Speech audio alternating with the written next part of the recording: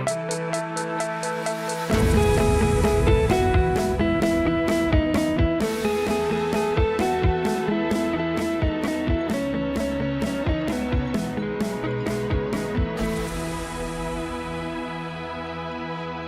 à toutes et à tous, bienvenue dans cette nouvelle émission. Il y a un mois, le pape François effectuait une visite historique en Belgique. Une visite qui a créé un réel enthousiasme dans le monde catholique, mais qui a également été marquée par différentes polémiques, notamment les propos du pape sur les femmes ou sur l'avortement. Alors que l'émotion est un petit peu retombée maintenant, nous vous proposons aujourd'hui de décrypter les suites, les répercussions de cette visite papale sur le futur, à la fois pour l'Église et la société belge. Pour en parler, j'ai le plaisir d'accueillir 3 femmes d'horizons différents, les femmes ayant été les premières concernées par les polémiques. Catherine Chevalier, bonjour. Bonjour. Vous êtes professeure à la faculté de théologie et d'études des religions de l'UC Louvain. Vous analyserez notamment pour nous ce que le pape a dit à propos des femmes et les implications donc de sa visite en Belgique. Sœur Marie de Lovain-Fosse, bonjour. Bonjour. Vous êtes religieuse en la congrégation de Notre-Dame. Vous êtes également théologienne, exégète et déléguée épiscopale dans le diocèse de Liège. Vous reviendrez aussi, bien sûr, sur l'évolution de la place des femmes dans l'Église. Et avec nous également, Caroline Séguesser. Bonjour. Bonjour. Bienvenue à vous. Donc, vous êtes chercheuse au CRISP et vous nous aiderez en particulier à décrypter les implications plus directement politiques de la visite papale. Alors, avant d'entrer dans le vif du sujet, je vous propose un petit rappel en images des principales étapes de la visite du pape en Belgique. Regardez, c'est une séquence réalisée par Corinne Owen et Jean-Louis Gios. Cela faisait quasi 30 ans qu'un pape n'avait pas foulé le sol belge. Autant dire que François était attendu avec enthousiasme. Il est arrivé comme à son habitude, souriant et chaleureux, accueilli par le roi et la reine. Sa visite marathon de 3 jours pouvait commencer. Juste le temps, avant de poser ses valises à l'Annonciature, de saluer les enfants qui étaient venus en nombre l'attendre. Et déjà, bouleverser le programme en sortant de sa voiture.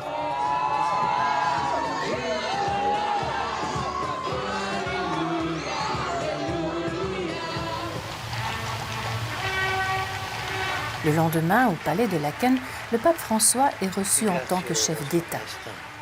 Dans son discours, il n'hésite pas à insister sur la responsabilité de l'Église dans les abus de mineurs, des drames qui ont secoué l'Église de Belgique.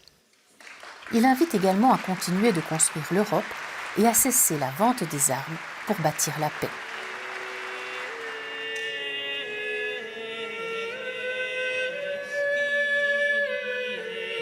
À Leuven, le recteur a voulu surtout mettre en lumière la vulnérabilité des réfugiés et les initiatives prises par son université en faveur des populations déplacées, en insistant sur l'importance de jeter des ponts plutôt que de construire des murs. Il ne se passera rien. Loin d'être terminée, la journée se poursuit avec cette rencontre tant attendue, celle des victimes d'abus de la part de prêtres et de religieux. Un échange qui se fera dans le respect et l'écoute mutuelle. Le samedi matin, le pape bouscule à nouveau l'horaire et prend un petit déjeuner au parvis de Saint-Gilles avec les plus fragilisés dont il s'est toujours senti très proche. Et s'il arrive un peu en retard à la basilique de Kuckelberg, où l'attendent les prêtres, les religieux et les acteurs pastoraux, ce n'est pas grave, car ici, l'ambiance est quasi familiale. Cette rencontre est un moment fort pour tous ceux qui se sont engagés au sein de l'Église et pour qui François est un vrai guide spirituel.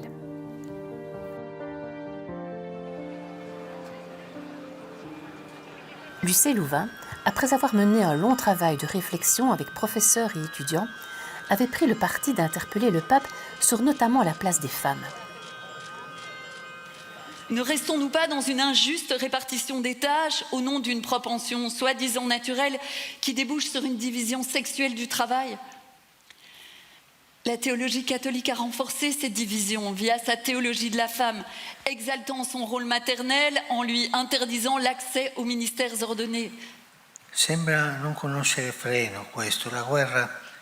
Sa réponse, plutôt conservatrice, n'était probablement pas celle attendue. puisque l'université a aussitôt pris ses distances avec celle-ci. Des positions respectives qui ont fait couler beaucoup d'encre.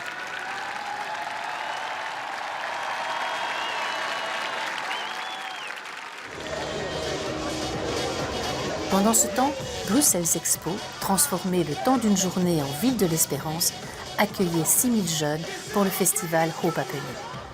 Animation, rencontres, prières, détente ou encore concerts, le succès était total. Et lorsque, cerise sur le gâteau, arrive un invité surprise, la joie et l'enthousiasme des jeunes sont décuplés. Pour eux, le prochain rendez-vous sera au Jubilé des jeunes à Rome en 2025.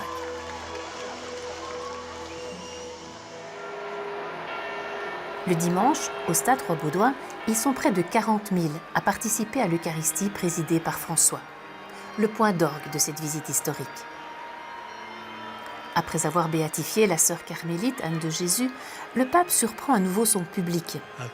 Il annonce son souhait d'un procès en béatification du roi Baudouin, dont il admire le courage de ses convictions.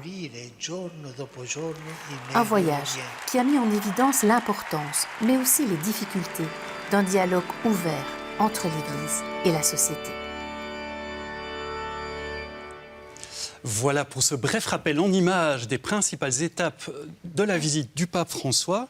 Alors, on entre tout de suite dans le vif du sujet. Le pape s'est exprimé sur le rôle des femmes à l'UC-Louvain, des propos qui ne sont pas passés auprès de tout le monde. Je vais le citer brièvement. La femme est accueil fécond, soin, dévouement vital. Il a également dit « Ouvrons les yeux sur les nombreux exemples quotidiens d'amour, de l'amitié au travail, de responsabilité sociale et ecclésiale. » Il a aussi ajouté « Ce n'est pas beau quand la femme fait l'homme ». Catherine Chevalier, alors comment faut-il comprendre ces propos du pape? Est-ce qu'il a voulu dire que les femmes doivent se cantonner au rôle de la maternité, d'épouse, qu'elles ne peuvent pas exercer de fonction de direction? Non, je crois que c'est lui faire un faux procès de dire ça. Mais c'est là qu'on est vraiment dans deux mondes culturels tout à fait différents. En fait, il y a des petites vidéos, moi j'en ai vu une, je fais partie d'un groupe qui réfléchit à la place des femmes dans l'Église, où on voit, oui, qu'il est content d'engager des femmes parce que les femmes apportent autre chose. Et il dit, parce qu'elles gèrent les choses comme une maman. Bon, alors... On peut aimer ou on ne peut pas aimer. Mais lui, c'est ce qu'il apprécie. Et du coup, il en a besoin et il en a engagé plusieurs. Et c'est peut-être ça au Vatican. Il en a mis dans différentes responsabilités. On a beaucoup parlé de la sœur Nathalie Bécard avec le synode. Mais donc, son idée, c'est pas qu'elle reste à la maison. Mais c'est une vision de la femme. Ça, c'est sûr. Hein? Marie Louvain-Fosse, vous êtes d'accord? Le pape a une certaine vision de la femme qui est, on va dire, très genrée, où les femmes font les choses d'une certaine façon, les hommes d'une autre manière? Je ne suis pas dans la peau du pape, mais une chose que je constate, c'est qu'il souhaite ardemment et qu'il l'encourage à ce que nous puissions marcher ensemble, hommes et femmes, hein, d'où le synode sur la synodalité. Et comme pape, il doit tenir compte des différentes sensibilités. Puis c'est sûr que la question qui était posée était une interpellation. Et sa réponse vient comme donner un autre poids dans la balance. Moi, ce que je retiens de cette expérience et que je comprends qui est difficilement passé, c'est combien nous sommes invités, chacun et chacune, à parler de notre expérience. Donc, que les hommes parlent de leur virilité, qu'est-ce qu'ils découvrent comme hommes, et qu'on laisse les femmes parler de leur féminité, qu'est-ce qu'elles découvrent à partir de leur propre expérience, et qu'on puisse ainsi, en s'écoutant mutuellement, eh bien, découvrir les 1001 façons d'être homme et d'être femme. Donc une idée de complémentarité peut-être entre l'homme et la femme au sein de l'Église ou dans la société? Je ne parle pas de complémentarité parce que je trouve que c'est une notion qui peut être ambiguë, parce que c'est comme si l'autre vient combler une part manquante. Et pour faire un tout, je préfère parler d'enrichissement mutuel. Caroline Séguesser, vous êtes chercheuse au CRISP. Quel regard portez-vous sur la place des femmes dans l'Église, de l'extérieur, entre ce rapport entre hommes et femmes au sein de l'Église? Vous savez, à de rares exceptions près, les religions ne sont pas des fers de lance du féminisme. Donc je crois qu'il y a un décalage en l'occurrence entre les valeurs de l'Église catholique, qu'elles soient soutenues par la théologie ou pas, et puis l'évolution du monde en Europe occidentale. Et il y a là un décalage qu'on ne peut pas combler, en tout cas pour l'instant, et l'Église est elle-même confrontée à une grande difficulté, puisqu'elle est universelle, et qu'à cet égard, elle doit composer avec des fidèles qui en sont à des stades différents, je dirais, dans le chemin vers l'égalité totale entre les femmes et les hommes. Donc on sent bien que c'est un sujet qui reste extrêmement touchy, et c'était audacieux de la part de Lucé Louvain de décider de mettre l'accent sur cette question, dont je dois dire qu'on savait bien d'avance qu'elle risquait de fâcher. Alors, on l'a évoqué, Marie Louvain-Fosse avait évoqué le synode sur les synodalités qui s'est achevé il y a quelques jours. Justement, la place des femmes dans l'Église était un des sujets retenus. Dans le document final, elle est mentionnée plusieurs fois. Il y a un paragraphe qui dit notamment qu'il est important de confier davantage de missions de leadership au sein de l'Église. Et le document précise aussi que la question de l'accès des femmes au diaconat demeure ouverte. Catherine Chevalier, vous espérez peut-être que cette question du diaconat féminin serait tranchée au synode. Pour rappel, les diacres sont un service important au sein de l'Église, mais qui est pour le moment réservé aux hommes, entre guillemets. Oui.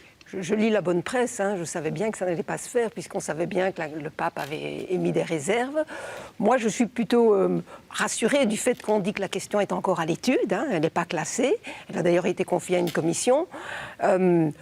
Bon, je ne sais pas ce qu'il faut attendre comme délai pour cette question-là, parce qu'en fait, il n'y a pas d'obstacle théologique. Il y a surtout des résistances culturelles, la peur que de dire oui à cette question-là, ce soit déjà un pied pour dire oui à la question de la femme qui puisse accéder à l'ordination sacerdotale, ce qui est une question théologiquement plus complexe. Et donc, il y a beaucoup de craintes. Mais je voyais par exemple le cardinal Fridolin Bongo d'Afrique, et la question se pose différemment en Afrique, et ça je le comprends tout à fait, dire lui-même, non, moi je n'ai pas d'opposition tant que ce n'est pas un pied rentré dans la porte pour l'étape suivante. Donc moi je crois que ça va arriver. Après, je ne suis pas Madame Soleil. Question du dilemme. Marie Louvain-Fosse, vous seriez favorable au diaconat féminin ? Pour moi, ce qui est d'abord l'essentiel, parce que manifestement, l'Église, peuple de Dieu, n'est pas mûre pour ça. D'ailleurs, c'est passé dans le texte et nous savons qu'il y a eu des voix contre. Oui, tout à fait. Donc, moi, ça m'interpelle, ça vient nous dire qu'il y a quelque chose qui n'est pas encore mûr. Alors, la question maintenant à nous poser, qu'est-ce que nous avons à mettre en place pour mûrir en vue de nous ouvrir de façon juste à cette question ? Et je trouve que mettre l'accent sur apprendre à s'écouter mutuellement, c'est fondamental pour mûrir ce type de questions et mûrir ensemble et aller au-delà. Tu l'évoquais, Catherine, de peur.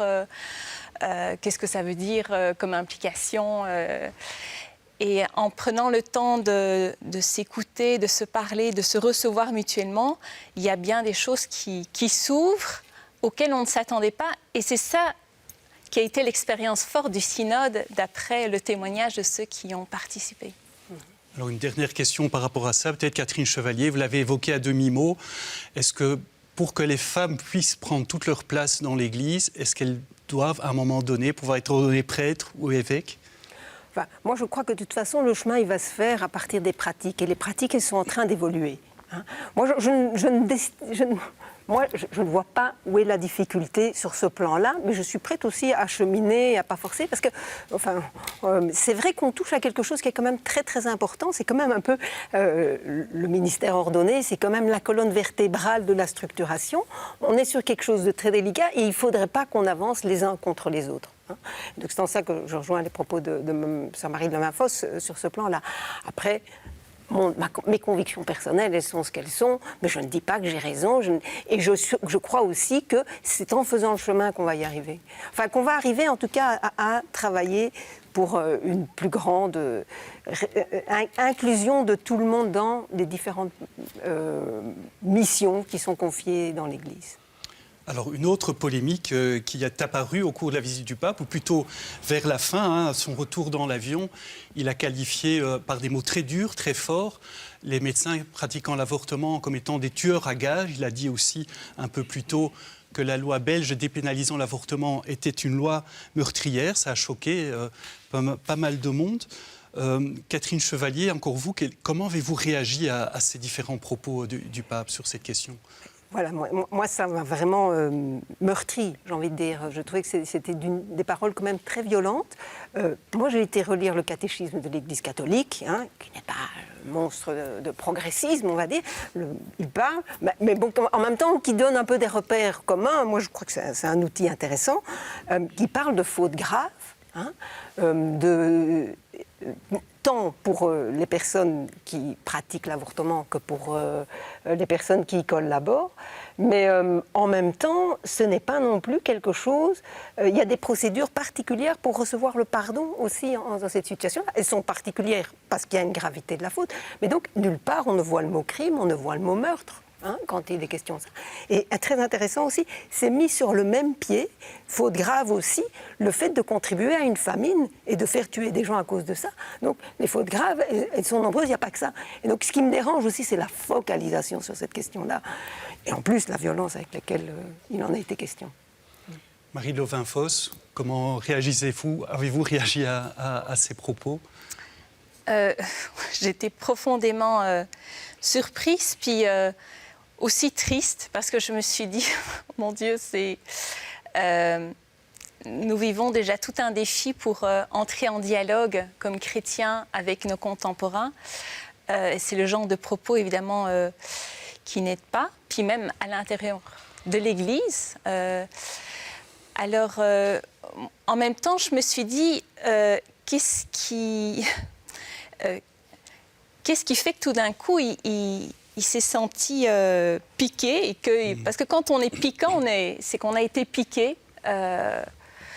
Voilà, et c'est sûr que quand je regarde le programme qu'il avait à vivre, puis déjà les enjeux, puis les débats, puis les tensions qu'il y avait avant, je peux comprendre qu'à un moment donné, il a pu être poussé à ses limites, mais ça ne justifie pas de tels propos. Je trouve ça dommage.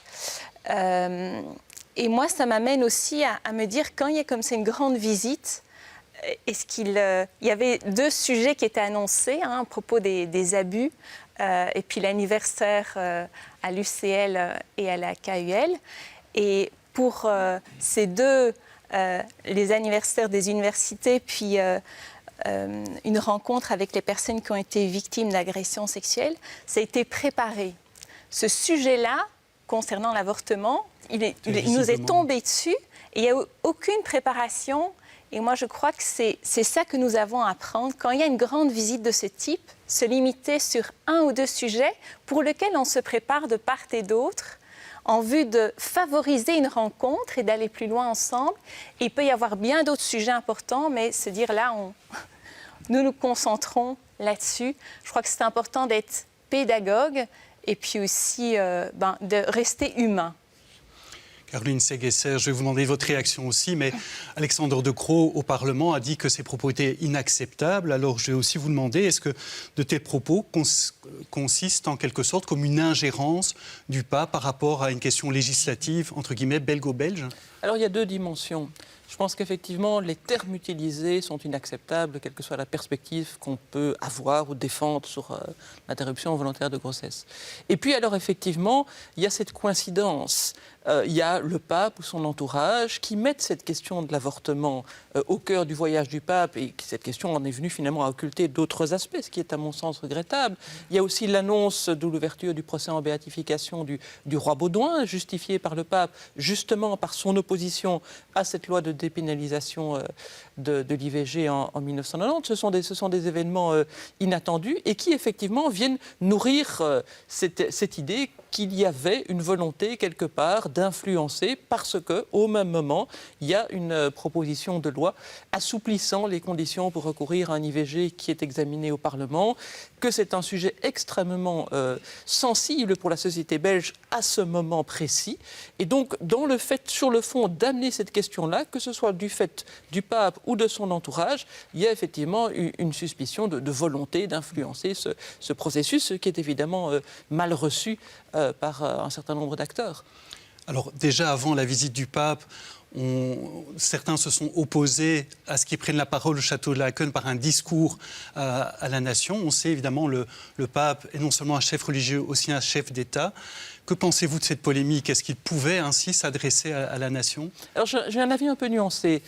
Tout d'abord, je pense que nous avons une difficulté parce que le pape est le chef du plus petit État du monde et également le chef de la plus grande église de la planète. Alors il n'y a simplement pas de point d'appui que nous puissions prendre pour estimer comment il convient de le recevoir. Le pape, c'est une personnalité sans aucun équivalent. Alors je pense que dans la mesure où il venait notamment pour s'exprimer sur cette question douloureuse des abus sexuels dans l'Église, il y avait une attente de la société belge en général. Et moi, je trouve qu'il était normal qu'il s'exprime publiquement, pourquoi pas au château de Laeken, que son discours soit retransmis. Là où, à mon sens, il y a un problème, c'est dans la terminologie utilisée. Le pape n'est pas censé s'adresser à la nation. Pas plus qu'aucun autre chef religieux ou qu'aucun autre chef d'État. Qu'il fasse un discours retransmis, oui. Qu'il s'adresse à la nation, non, parce que la nation, c'est un terme qui a un sens. Il est dans la Constitution, tous les pouvoirs émanent de la nation. La nation, c'est le collectif des citoyens qui sont des acteurs de la vie politique. Et non, le pape n'a pas à s'adresser à la nation. Il peut prononcer un discours retransmis par la radio, la télévision, mais je crois qu'il y avait un mauvais choix dans les termes. Je me dis que peut-être nous avons un gouvernement en affaires courantes, la chancellerie du Premier ministre est dégarnie parce que beaucoup de monde est déjà parti chercher une autre position. Donc voilà, je crois qu'il y a une maladresse dans les termes utilisés. Alors justement, vous avez évoqué cette question des abus sexuels. C'est là-dessus, justement, notamment, qu'on attendait le pape François. Il s'est exprimé à plusieurs reprises. Il a condamné ces abus en parlant clairement de crimes. Justement, dans ce discours, au stade Roi-Baudouin, pendant la messe, il a également notamment appelé les évêques à ne jamais couvrir les abus. Catherine Chevalier, vous pensez que voilà, il a répondu aux attentes sur cette question-là? Il était suffisamment clair? Oui, je crois. Et moi, j'ai envie de dire, sur cette question-là, on vient encore d'avoir une nouvelle comme quoi dans le rapport des abus, enfin, sur la question des abus au Vatican, la Belgique est quand même pointée du doigt comme n'étant pas le meilleur des élèves. Moi, j'ai été proche, je crois que on a fait ce qu'on a pu, et pourtant, il y a encore des choses qu'on doit faire. Et ça a d'ailleurs été la question de Monseigneur Terline, de que nous n'avons pas fait. Moi, je crois au niveau de la transparence, c'est là qu'il y a une question qui a été posée. Et puis, et c'est en ça que je trouve la visite du pape et la rencontre avec un collectif des victimes, avec tout le travail, je crois que c'est vraiment un pas dans la bonne direction. Permettre aux victimes de se reconnaître comme appartenant à un collectif, c'est vraiment ce qui permet aux victimes d'avancer dans leur chemin. Et je crois que c'est vraiment là qu'on n'a pas encore fait le chemin suffisant et que donc cette visite a vraiment été importante de ce point de vue-là, et par les paroles, comme vous l'avez bien souligné, et par cette étape-là qui a été vécue. Alors, il reste quelques minutes pour terminer cette émission. On va peut-être quand même essayer de voir les aspects positifs. Marie de Lavin-Fosse, j'ai envie de vous demander, que retenez-vous de cette visite du pape en Belgique, de positif ou moins positif pour le futur, je dirais, pour l'Église? Est-ce que cette visite a changé, va changer quelque chose? En tout cas, une chose qui est sûre, aussi bien de la part de nos contemporains qu'au niveau des catholiques, c'est que l'Église catholique ne laisse pas indifférent. Donc il y a eu toute une joie de se retrouver, puis en même temps aussi une tristesse de par certains propos. Et donc il y a une rencontre à continuer à promouvoir, un dialogue surtout, et en étant attentif à quelle posture est-ce que nous prenons. Comme je l'évoquais au début, je crois que de plus en plus, et le pape lui-même l'a reconnu à la fin du synode en disant « Je crois que vous en avez assez des gens qui parlent de vous comme des capitaines. » Je me suis dit, tiens, j'ai comme l'impression qu'il y a des choses qui cheminent, parce que je ne connais pas personnellement le pape, mais je sais que c'est des fois quelque chose qui lui est reproché, qui peut avoir une tendance un peu autoritaire, d'évoquer sans avoir d'abord consulté des sujets. Alors des fois, ça peut être une bonne surprise, des fois, ça peut être choquant. Et donc, moi, ce que je retiens, c'est vraiment une exhortation à développer une posture où nous partageons à partir de notre expérience. Hein, comme disaient les lettres de Jean, la vie, hein, nous voulons témoignons cette vie qui s'est manifestée, que nous avons entendue, que nous avons vue, que nous avons goûtée, quoi. Et toutes les questions de morale qui sont importantes, elles sont à ouvrir à partir de notre expérience. Donc des personnes qui sont confrontées à la question de l'avortement, qu'on les écoute, puis qu'on chemine et qu'on cherche avec elles, mais au lieu directement de lancer des grandes phrases qui écrasent ces personnes qui ne les aident pas. Voilà. Catherine Chevalier, même question. Retenir pour le futur de ce voyage? C'est ça. Moi, je retiens quand même un peu une tristesse de ce qui s'est pas passé. Ça, c'est une des choses. Après, il y a eu un tas de gestes beaux, en particulier la question de l'accueil des victimes, mais aussi ces visites un peu impromptues du pape, la joie qui s'est manifestée là autour. Puis, j'ai envie de dire aussi, au voyage de Jean-Paul II, les discours avaient été contrôlés. Ici, les questions ont pu être dites. Et donc, ça dit vraiment qu'une église qui a bougé. Alors, il y a eu un peu un binks entre une église qui, dans un pays, sait qu'elle doit avoir une posture, respecter la sécularisation, entrer en dialogue, et un pape qui vient d'un tout autre univers et qui est parfois dans une posture encore, même s'il le critique, un peu cléricale. Hein. Et puis, la dernière chose, moi j'ai envie de dire, bingo, hein, la question de la femme, des femmes dans l'Église a été mise sur le devant du pavé, donc moi je vais pas pleurer pour ça. Et voilà, Caroline Segesser, que retenez-vous de cette visite du pape pour les relations entre l'Église et l'État belge en l'occurrence? C'était positif, moins positif? Moi, ce que je retiens de cette visite, finalement, c'est l'impression que les choses n'évoluent pas rapidement, y compris au niveau de notre régime des cultes. On avait un peu l'impression que cette visite allait jeter une lumière sur une situation radicalement différente de celle que la Belgique connaissait lors des visites pastorales de Jean-Paul II. Et puis on a vu des choses se mettre en place qui ressemblaient étrangement à ce qui s'était produit il y a 30 ans. On a vu le clivage philosophique être réactivé avec des positions anticléricales fortes. On a vu des questionnements justement sur la relation Église-État, les prérogatives d'un chef religieux dans le cadre d'une visite officielle. Et puis on a vu aussi, last but not least, une Église catholique belge qui finalement n'est pas au diapason avec le Vatican. Et ça, c'est une vieille tradition en Belgique d'avoir un monde catholique et même des évêques qui finalement se distancient un peu de Rome. Hein, ça date du 19e siècle. Et là, une fois de plus, on a vu, voilà, le pape vient avec des propos qui peuvent tout de même apparaître comme très conservateurs. Et puis l'Église de Belgique dit, bon, c'est un peu dommage, mais nous, on continue notre petit bonhomme de chemin de notre côté. Mesdames, merci beaucoup pour vos analyses, votre décryptage de cette visite du pape. Merci à vous de nous avoir écoutés et regardés. Si vous souhaitez revoir cette émission, eh bien, rendez-vous sur la plateforme Ovio ou sur le site catobel.be. Merci de votre fidélité et à très bientôt pour une prochaine émission.